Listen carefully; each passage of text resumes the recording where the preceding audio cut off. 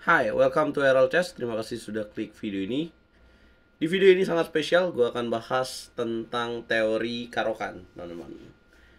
Nah, penting banget untuk kita sebagai seorang pemain catur menguasai sebuah teori. Kalau bisa menguasai teori itu harus paham, karena teori ini akan jadi senjata kita guys dalam bermain catur. Nah, video ini saya rekomendasikan untuk semua level. Jadi selamat menyaksikan dan semoga bisa mengambil manfaat dari video ini. Kita akan bahas teori karokan untuk kedua pemain ya. Jadi kalau main putih E4 dijawab C6, putih biasanya akan D4, hitam menjawab dengan langkah D5. Ini adalah karokan, ya, pertahanan. Kalau kalian nggak suka permainan yang gayanya konfrontasi langsung, maksudnya langsung perang, seperti E4, E5, dan langsung diancam dengan kuda F3, kemudian datang lagi gajah ke petak C4, kalian cocok menggunakan teori karokan ini. Ya, buat kalian yang nggak suka diserang di early game, D4, kemudian D5. Pengalaman saya bermain dengan pembukaan karokan ini, teori karokan ini, saya bermain di level junior sampai senior kira-kira. Sampai hari ini pun saya masih menggunakan karokan sebagai salah satu senjata saya sebagai buah hitam. Nah, pada teori ini, langkah berikutnya yang paling banyak dimainkan adalah variasi kuda ke petak C3. Ya. Kemudian, selain kuda ke petak C3, biasanya putih akan mainkan langkah E5, yaitu variasi advance. Kalau kuda C3, classical. Kemudian ada juga variasi makan dan ada juga variasi kuda ke petak D2. Nah, variasi yang tidak terlalu populer tapi ada, itu variasi fantasi dengan F3. Nah, kita akan coba bahas sebanyak mungkin ya, teman-teman. Apabila putih kuda ke petak C3, hitam biasanya akan makan, kemudian dimakan lagi, dan kemudian hitam populernya bishop ke petak F5. Selain bishop F5, ada variasi kuda ke petak F6 dengan sebutan variasi Tartakower atau kuda ke petak D7.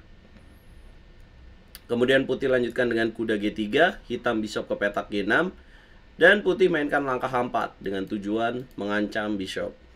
Hitam menjawab dengan langkah H6, putih kuda ke petak F3 untuk ke petak center, langsung dijawab dengan taktis kuda ke petak D7, putih H5, hitam bishop ke petak H7, dan putih bishop ke petak D3. Ya, terjadi pertukaran bishop selanjutnya, kemudian dimakan lagi, dan hitam di sini bermain dengan langkah E6. Sudah 10 langkah nih, teman-teman. Oh ya, kita lupa belum ngomongin siapa sih pemain top dunia yang sering menggunakan pembukaan karokan. Magnus Carlsen sering menggunakan pembukaan karokan juga. Ali Reza dan banyak lagi. Pecatur Indonesia yang tercatat sebagai pecatur dengan elo rating tertinggi sepanjang sejarah, Grandmaster Utut Tadianto pun bermain dengan pembukaan karokan sampai masa prime-nya dia. Nah, setelah langkah ke-10, putih memiliki pilihan bishop ke petak D2 atau bishop F4. Tapi saya merekomendasikan untuk menjalankan bishop D2 untuk mencegah queen ke petak A5, dan kemudian putih melanjutkan dengan rokade panjang. Hitam biasanya akan menjawab dengan langkah kuda G ke petak F6. Kemudian putih lanjutkan dengan rokade panjang. Hitam di sini memiliki dua pilihan. Kalau hitam mau rokade pendek, biasanya akan mainkan langkah bishop ke petak E7.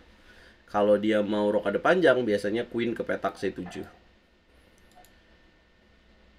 Hari ini atau di zaman sekarang mungkin yang lebih populer rokade panjang ya. Jadi dengan queen ke petak C7.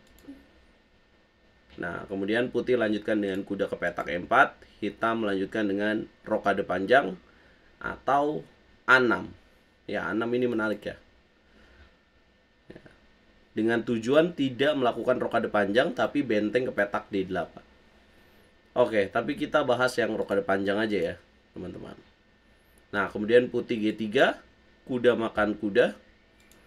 Ya, kemudian dimakan lagi. Kemudian kuda ke petak F6, queen ke petak E2, dan dilanjutkan dengan bishop ke petak D6.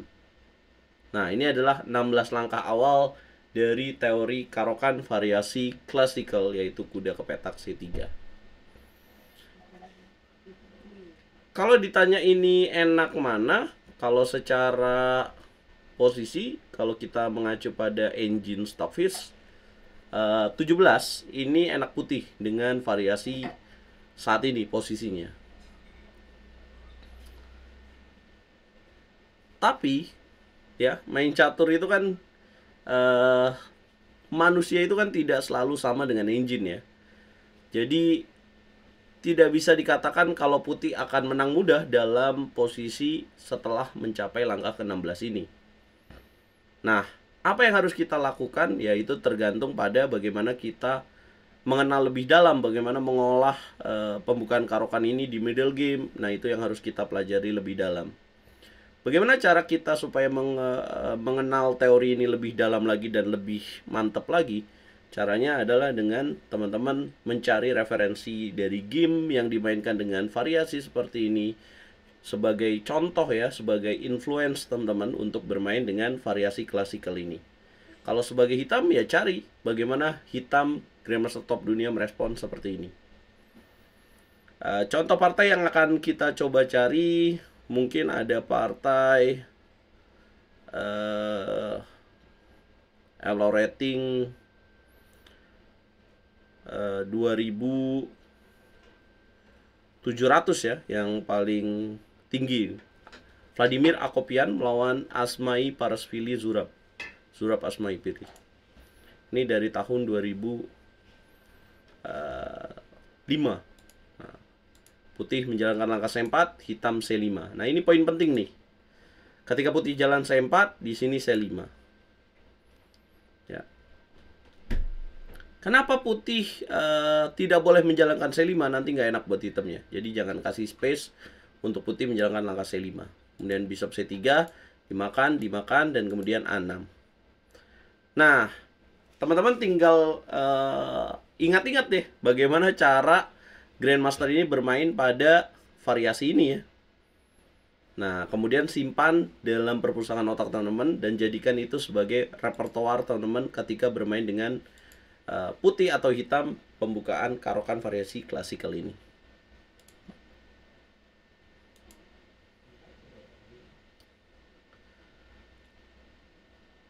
Kalau teman-teman tidak mau memilih rokade panjang, kita coba bahas ya. Wah, satu variasi aja udah 7 menit. Teman-teman bisa memilih langkah bishop ke petak E7 ya. Pada setelah langkah rokade kemudian bishop E7. Nah, tapi biasanya yang buat nakutin nih, menakutkan untuk hitam itu ketika putih coba menyerang dengan langkah G4. Tapi kita nggak boleh asumsi di sini. Jadi kita coba pelajari dengan baik nih guys. Kadang-kadang gara-gara asumsi, wah serem nanti bakal ada G4. Ya lihat dulu bagaimana kita mencegahnya. Biasanya hitam akan mainkan langkah menteri ke petak B6 dengan tujuan ancam raja, kemudian putih benteng H ke petak E1. Atau ya kita coba paksain deh, bagaimana kalau dia mainnya kuda E4. Ya maka hitam di sini bisa benteng ke petak D8. Nah, kalau jadi di sini kita bisa mengambil pelajaran ya bahwa kita tidak perlu buru-buru untuk rokade pendek dulu. Karena tujuannya mau melakukan ancaman sini nih, teman. Nah, kemudian apabila dimakan, makan lagi. Ya, kemudian apabila dilanjutkan dengan let's say menteri ke petak E2, maka hitam bisa mainkan langkah queen ke petak B5. Nah, ini slightly better for black guys, unggul tipis untuk hitam. Kenapa ditukar? Ya karena akan memperkuat posisi hitam dan memudahkan hitam ya. Di sini ada pion lemah di petak H5. Kalau dia menolak C4, kemudian bisa mainkan langkah queen ke petak F5. Nah, kalau hitamnya di sini mainin benteng D8, memang langkah terbaiknya bukan makan F6 ya, tapi menteri ke petak E3. Menghindari pin. Kemudian apabila dimakan, makan lagi kuda ke petak F6, maka jalan queen ke petak E1. Nih. Hitam queen ke petak B5, kemudian dimainkan bishop C1.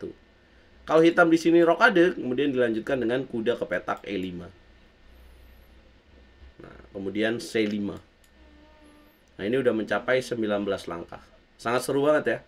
Sangat bagus banget. Jual beli serangannya seimbang. Jadi video ini bisa digunakan sebagai pemain putih atau hitam yang ingin bermain atau merespon dengan pembukaan lawan yaitu karokan. Tips dari saya, kalau teman-teman sudah menonton video ini dan memahami pembukaan karokan variasi klasikal ini dengan sangat baik ya, dan kemudian muncul pertanyaan, tapi kalau saya lagi main lawannya nggak begini bang, terus saya harus gimana? Ya ini kan saya kasih tahu teori yang bagus ya. Kemudian pada prakteknya memang saya pun yang di level expert terkadang mendapat lawan yang tidak bermain dengan sesuai teori. Apa yang harus kita lakukan? Maka kuncinya adalah adaptif dan teman-teman harus memiliki skill kalkulasi yang bagus dalam bermain catur. Karena poin utama atau the most important teknik dalam catur adalah kalkulasi. Ya bagaimana teman-teman menganalisa sebelum melangkah, sebanyak-banyaknya langkah ya. Kalau bisa sih 3 langkah udah bagus ya. Nah teman-teman pasti akan lebih baik lagi. Kalau kalian suka video ini dan pengen konten yang banyak dengan konten yang isinya daging seperti ini, jangan lupa bantu channel ini berkembang dengan cara like, comment, share, dan subscribe. Dan kalau kalian pengen les privat bersama dengan RL Chess, kalian juga bisa gabung ke RL Chess Academy. Hubungi aku di Instagram rurop26 atau bisa kontak di link deskripsi. Coba request opening apa lagi yang akan kita bahas guys. Jangan lupa di share ke teman-teman supaya yang lain juga bisa jago main catur guys.